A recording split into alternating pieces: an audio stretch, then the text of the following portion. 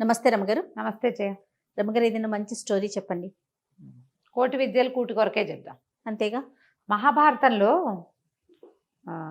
భీష్ముల వారు అంపశయ్య మీద పడిపోయారు కదా. అవును. పడిపోయిన తర్వాత ఆయన చాన్నాళ్ళు జీవించే ఉన్నారు. మన మకర సంక్రమణం వచ్చేదాకా, ఉత్తరాయణ పుణ్యకాలం వచ్చేదాకా ప్రాణాలతోటి ఉన్నారు. అయితే ధర్మరాజు రోజు వచ్చి తాతగారిని ముత్తాతని దర్శించేవాడు. ఆయన ఎన్నో రకాల ధర్మ సంబంధమైన వ్యవహారాలన్నీ ధర్మరాజుకు చెప్పాడట. ఆ చెప్పిన వాటిలలో కొన్ని కథలు ఉన్నాయి. ఆ కథల్లో ఇదొక కథ అంటారు. ఓకే. ఆ కథల్లో ఇదొక చిన్న కథ. ఇదేంటంటే ప్రతి జీవికి కావాల్సింది అన్నమే. జీవికి ఏం కావాలి, మనకేం కావాలి? ఎండ్ ఆఫ్ ద డే అంతేగా. ఓ ముద్ద అన్నం వేసుకుంటే చాలు. ఇంత కష్టపడి అన్నానికి బాచిపోతే ఎట్లా అనిపిస్తుంది. ఆ వేళకి ఏదో ఒక ముద్ద పడితే తర్వాత ఇంక ఎన్ని వేషాలైనా వేస్తాం మనం. అది లేకపోయాక ఏది ఉన్నా ప్రయోజనం లేదు కదా. దాని మీద ప్రతి జీవి అన్నాసక్తి కలిగిందే ఉంటుంది. కోటి విద్యలు ఎన్ని వేషాలు వేస్తారో ఆ వేషాలన్నీ కూడా కూటి కొరకే, భోజనం కోసమే. ఆ తర్వాత వేషం ప్లస్ మెయిన్ కావాల్సింది తిండి. దాని మీద ఒక కథ అన్నమాట. పూర్వం ఒక రాజ్యంలో ఒక పిల్లాడు 8-9 సంవత్సరాల పిల్లవాడు చనిపోయాడు. చనిపోతే సరే ఏం చేస్తారు, పాపం పిల్లాన్ని తీసుకొచ్చి వల్లకాట్లో వదిలిపెట్టి వెళ్ళిపోతారట. అక్కడ పద్ధతి. ఓహో. పిల్లాన్ని వల్లకాటుకు తీసుకొచ్చారు. బాడీని తెచ్చారు. తెచ్చాక సరే లోపలికి వచ్చి కూర్చున్నారు. ఆ బాడీని అక్కడ పెట్టుకుని ఏడుస్తున్నారు. ఏడుస్తుంటే ఒక రాబంది వచ్చింది బయటికి. అయ్యోయ్యో, ఎంత చక్కటి పిల్లాడు, ఎంత బాగున్నాడు, చందమామల్లే ఉన్నాడు, ఎంతసేపు ఏడిస్తే మాత్రం తిరిగి వస్తాడా? ఇదేమన్నా ఊరా? ఇది వల్లకాడు. చీకటి బెడంకాండ పడేసరికల్లా ఇక్కడికి సాకిని ఢాకిని గణాలు వచ్చేస్తాయి. భూత ప్రేత పిశాచ గణాలన్నీ వస్తాయి. వాడిని వదిలిపెట్టి వాడితో పాటు మిమ్మల్ని కూడా పీకు తింటాయి. పిల్లాడిని వదిలిపెట్టి వెళ్ళిపోండి వెలుగుండగానే అని చెప్పింది. చెప్పేసరికల్లా వీళ్ళు నిజమే కదా, సాకిని గణాలు అవి వస్తే మనమేం చేస్తాం? పిల్లాడిని వదిలిపెట్టి లేచేట బంధుగణం.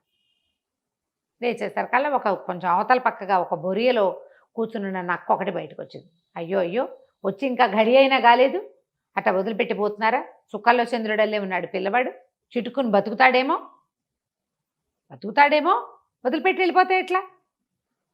ఇక్కడే ఉంటే కాసేపటికి ఏ ప్రాణమో లేచొస్తే రాబందుకేముంది? పిశాచకణాలు వచ్చి మిమ్మల్ని ఏం చేస్తాయి? అది అట్టాగే చెప్తుంది. అవి వచ్చేది శరీరాల కోసం, మనుషుల కోసం ఎందుకు వస్తారు? అవేమంటారు రావు. ఇదన్నీ ఇటాగే చెప్తుంది. పిల్లాన్ని వదిలిపెట్టి వెళ్ళబోకండి, ఉంటే చక్కగా బతికొస్తే పిల్లాన్ని తీసుకుపోవచ్చు. బతికితే కనుక ఏ చల్లగాలికో పిల్లాడికి త్రాణ వస్తే బతకచ్చు కదా అన్నది. అనేసరికల్లా రాబందంది, అవురవురా, ఎవడైనా చచ్చినవాడు ఏనాడైనా బతికాడా? దానికేం తెలుసు? ఇంత కడు వృద్ధుని నేను, ఎంత ముసలివాణ్ణి. నా తర్వాత నేను చాలా పెద్దదాన్ని అయ్యాక వీళ్ళ అమ్మమ్మ పుట్టింది ఈ నక్కకి. ఇది పుట్టి 4 ఆదివారాలు కాలేదు. ఇట్లా పిచ్చి మాటలన్నీ చెప్తుంది. ఎక్కడైనా చచ్చినవాడు బతుకుతాటండి. మరి వీళ్ళ అమ్మ రాలేదు, వీళ్ళ అమ్మమ్మ రాలేదు, వీళ్ళెవరు బతకలా, వీడెట్టా బతుకుతాడు? ఇంకా నయం, పొండి పొండి. నేను చెప్పే కదా, చీకటి పడితే ఇక్కడ చాలా చికాగ్గా ఉంటుంది, మీకు అర్థం కావట్లేదా ఆనంగానే నక్కంటది. అవురవురా, ఎంత మాట అంది. మా అమ్మమ్మ రాబోతే ఏమిటి? సావిత్రి మొగుడు సత్యవంతుడు బతకలా?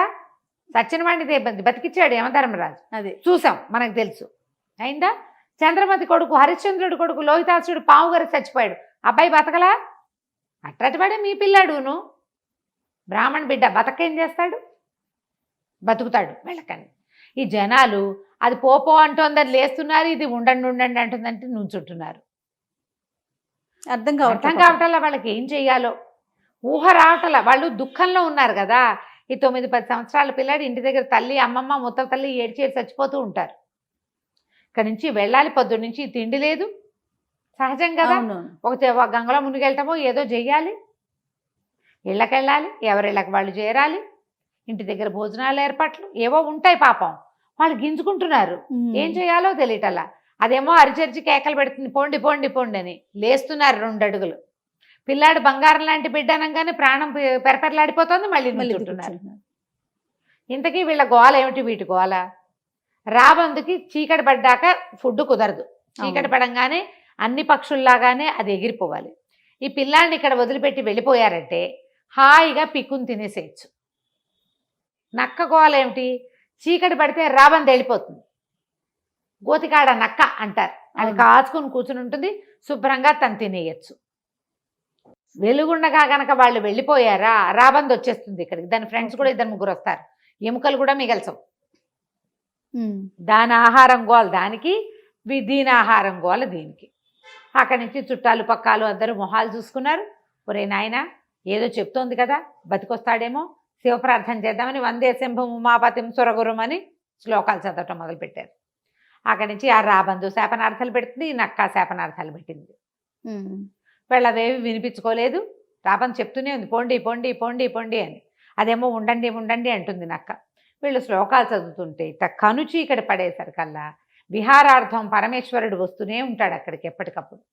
ఆయన భూత ప్రేత శాకిని ఢాకిని గణాలతోటి పరివృత్తుడై వచ్చాడు లోపలికి, శ్మశానంలోకి, వల్లకాట్లోకి ప్రవేశించి. లోపల శ్మశానంలో ఏం జరుగుతుంది సాధారణంగా క్రియ, కొన్ని కాలుతూ ఉంటాయి, కొన్ని పేలుతూ ఉంటాయి, కొన్ని పారేసినవి, కొన్ని పాతేసినవి ఉంటాయి. పిశాచ గణాలు తిరిగే ప్లేసు. అక్కడ వందే శంభు ఉమాపతిం శ్లోకం ఎట్ట వినపడుతుంది. ఆయన ఆశ్చర్యపోయి వీళ్ళ దగ్గరికి వచ్చాడు. వచ్చేసరికల్లా అందరూ పరమేశ్వరుని చూసి దండాలు పెట్టారు. ప్రభు రక్షించు కాపాడంటే, ఏమిటైనా మీకేం కష్టం వచ్చింది, వల్లకాట్లో నుంచి ప్రార్థిస్తున్నారంటే, ఏగో చందమామ లాంటి పిల్లడు ఇట్ట పోయాడంటే లేచి వస్తాడులే అన్నాడు శివుడు. పిల్లాడు లేచి కూర్చున్నాడు ఆవరించుకుంటూ. ఏమిటర్రా ఇక్కడికి వచ్చి నుంచున్నాం, మామయ్య బాబాయ్ ఎందుకు ఇక్కడికి వచ్చాం మనమంతా అని అడుగుతున్నాడు. అడుగుతుంటే ఆశ్చర్యపోయారు. బతికేశాడు పిల్లాడు. హోస్ని రాబందు చెప్పింది నిజమే అయింది అనుకున్నారు.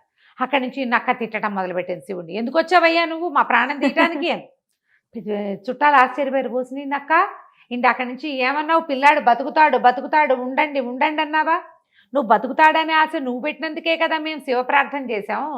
ఆయన దిగొచ్చి వరం ఇచ్చి పిల్లాడిని బతికించాడు, ఇప్పుడు తిడతావేమిటంటే గట్టిగా అరిచింది నక్క. మీ పిల్లాడి కోసం చెప్పానా, నా తిండి కోసం చెప్పాను కానీ ఆహారం కోసం చెప్పుకున్నాను. మీ పిల్లాడు ఎందుకు, మీరెందుకు, నా పొట్టకూటికి కానప్పుడు ఎవరు మాత్రం మనకెందుకు, మన తిండికి కాకపోతే అనగానే రాబందంది, మహానుభావ బతికించావు, పోన్లే నక్క నోట్లో కరక్కాయ పడింది, బతికిస్తే బతికించావులే అన్నది. అనేసరికి శివుడు ఏమిటి మీ తగాదా అని కనుక్కున్నాడు.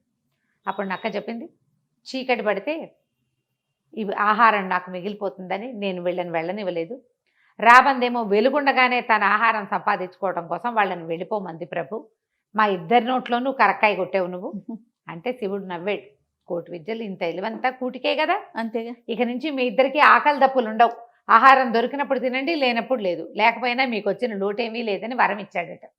రాబందుకి ఆహారం లేకపోయినా బతుకుతుంది, నక్క కూడా అంతే. ఆకలి దప్పిక ఉండవు, ఆహారం కనపడితే తింటాయి అవి. ఆకలి కోసం నీరసించటాలు ఏమీ ఉండవు వాటికి, లేదని చెప్పారు కథలో, మహాభారతంలోనే చెప్పబడింది అది. ఓహో.